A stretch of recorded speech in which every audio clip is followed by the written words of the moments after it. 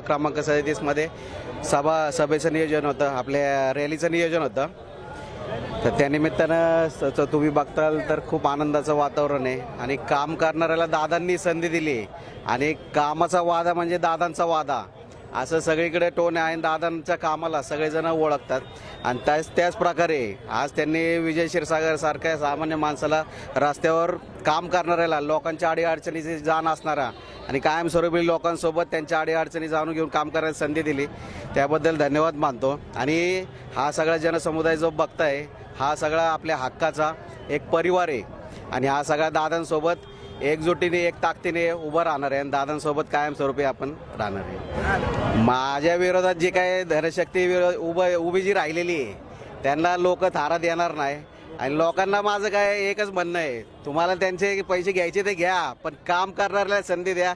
त्या प्रत्येक नागरिकांसोबत मी अहोरात्र आज मागही होतो, उद्याही राहणार आहे. लोक ती माझीच आहेत, जनता ही माझा एक परिवार आहे, माझं कुटुंब आहे, त्यांच्यासोबत मागही होतं, आजही राहणार. आता तुम्ही बघताल धनशक्ती विरुद्ध जनशक्ती ही लढाई चालू झालेली आहे. 2-4 दिवसापूर्वीच तुम्ही बघता की पैसे वाटावाटी हे एक चर्चा चालू आहे, एक काम चालू आहे त्यांचं. आज माझ्या विरोधातले उमेदवार एक राहिला नरे आंबेगावात, त्यांचं कचेरी आहे 38 मध्ये, त्यांचा या प्रभागाशी काही ताळमेळ नाही, त्यांचं काहीतरी राजवाडे नाव आहे, दुसरं काहीतरी राजवाड्यात राहणार आहेत.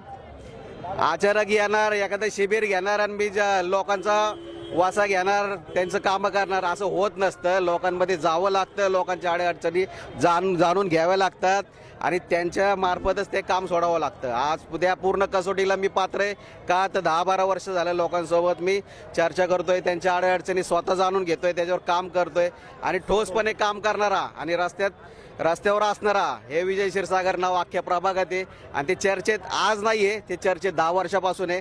आज त्याला न्याय देण्याचं काम अजितदादांनी केलं आणि जनतेच्या अडचणी सोडवण्याचं काम हे मला दादांनी संधी दिली आणि लोकांच्या अडीअडचणी इथनं पुढेही मी सोडवत राहणार आहे आणि मला तर आता खंबीर साथ दादांची, त्यामुळं लोकांच्या अडचणी सोडवायला मला खूप मोठा आधार आणि भक्कम साथ मिळाली. त्यामुळं कुठलीही अडचण मी ठेवणार आहे, लोकांच्या तत्परतेला, अडचणीला मी उभं राहणार. खरं तर तुमच्या प्रचारासाठी दादांची रॅली होते, काय सांगाल याबद्दल? आज दादांनी तर आम्हाला तिकीट देऊन खरंच ही खूप छान अशी संधी दिलेली आहे आणि नक्कीच आम्ही या संधीचा सोनं करतो. आज प्रत्यक्ष दादा आज आपल्या देशाचे उपमुख्यमंत्री आणि पालकमंत्री, पुण्याचे पालकमंत्री आज आमच्या रॅलीसाठी उपस्थित राहतात. हे खरंच आमच्यासाठी खूप एक मोठं कौतुकास्पद आहे आणि नक्कीच आज तुम्ही पाहताय धनकवडीकरांनी आम्हाला म्हणजे भव्य असा प्रतिसाद दिलेला आहे आणि नक्कीच ही आमची विजयाची रॅली असणार आहे.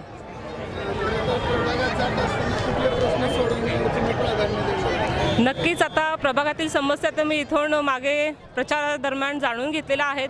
आपल्या इथे विद्यार्थ्यांसाठी सुसज्ज असं अभ्यासिका या ठिकाणी आम्ही स्थापन करणार आहोत. आपल्या इथे हॉस्पिटलचा प्रश्न आहे, आपल्या इथे भाजी मंडईचा प्रश्न आहे, होणारी वाहतूक कोंडी आहे, ह्या सगळ्या गोष्टी आम्ही मार्गी लावणार आहोत. तसेच ज्येष्ठांसाठी विरंगुळा केंद्र असेल, लहान मुलांसाठी बगीचा असेल, या सगळ्या गोष्टी आम्ही इथे करणार आहोत.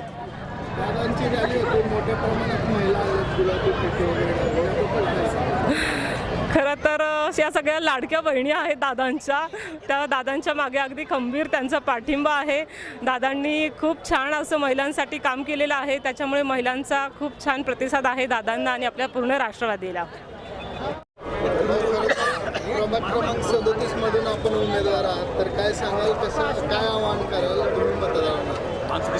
प्रभाग क्रमांक 37 मध्ये पूर्ण धनकवडी कातळी डेअरी या प्रभागामध्ये फिरत असताना प्रत्यक्ष आम्ही नागरिकांच्या भेटी घेत आहे आणि भेटी घेत असताना, रस्त्यावरती फिरत असताना नागरिकांच्या अनेक मूलभूत गरजा त्या ठिकाणी अजून बाकी आहेत. प्रत्यक्षदर्शी पाहिलं तर तसं आंबेगाव पठारावरचा भाग, त्याच्यानंतरनं मोहननगरच्या वरचा भाग, ह्या भाग हा बराचसा दुर्लक्षित राहिलेला भाग आहे. या भागामध्ये कचऱ्याच्या समस्या आहेत, या भागामध्ये पाण्याची समस्या आहे, गढूळ पाण्याची समस्या आहे, या भागामध्ये स्वच्छतेची समस्या आहे की जेणेकरून तिथं आजही यंत्रणा पोचत नाही आहेत. तर रस्त्यांच्या समस्या आहेत, खोदलेले रस्ते आहेत, त्याच्यानंतरनं त्या ठिकाणी लहान मुलांना खेळण्यासाठी ग्राउंड उपलब्ध नाही आहेत. शासकीय दवाखाना जो खालच्या बाजूला स्वर्गीय विलासराव तांबे यांच्या नावाने जो दवाखाना आहे, तो दवाखाना हा शरदचंद्र पवार बहुउद्देशीय हॉलमध्ये आहे एक दवाखाना, परंतु वरच्या भागामध्ये एक दवाखाना शासकीय असणे फार गरजेचं आहे. त्या बऱ्याचशा गोष्टी अशा आहेत की या गोष्टींचं जर का आपल्याला पासून सुधारणा करण्यासाठी जर सक्षम असं नेतृत्व आपल्याला हवं असेल तर मी आपल्या माध्यमातून एक सर्व नागरिकांना या ठिकाणी विनंती करतो की आपण राष्ट्रवादी काँग्रेस पक्षाच्या सर्व उमेदवारांना चांगल्या मताधिक्याने निवडून द्या आणि एक सक्षम पर्याय, एक सक्षम काम करणारं नेतृत्व त्या ठिकाणी तुम्ही द्या असं मी या ठिकाणावरून आपल्याला सर्वांना सांगू इच्छितो. तर तुमच्या प्रचारासाठी आज दादांची रॅली होती, याबद्दल काय? आपल्या राज्याचे उपमुख्यमंत्री माननीय श्री नामदार अजितदादा पवार साहेब यांचे या ठिकाणी आगमन होतं आणि दादा म्हणजे पक्क्या शब्दाचा वादा आणि दादा जे बोलतात ते करतात आणि दादा या ठिकाणी येतात म्हणजे प्रभाग क्रमांक 37मध्ये नक्कीच घड्याळाचा विजय ठरलेला आहे. त्यानिमित्ताने दादांच्या रूपाने या ठिकाणी विजयाची पावलं उमटणार आहेत एवढंच या ठिकाणी सांगतो.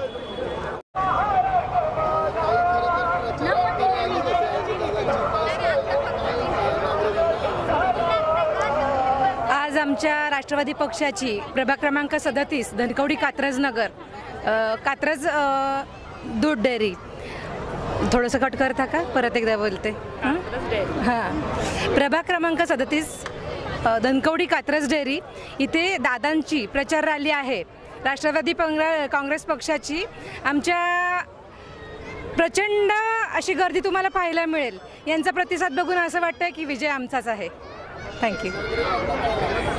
नागरिकांना आवाहन करू की आम्हा सर्व राष्ट्रवादी पक्षाच्या उमेदवारांना प्रचंड बहुमताने विजयी करा आणि काम करण्यासाठी संधी द्या.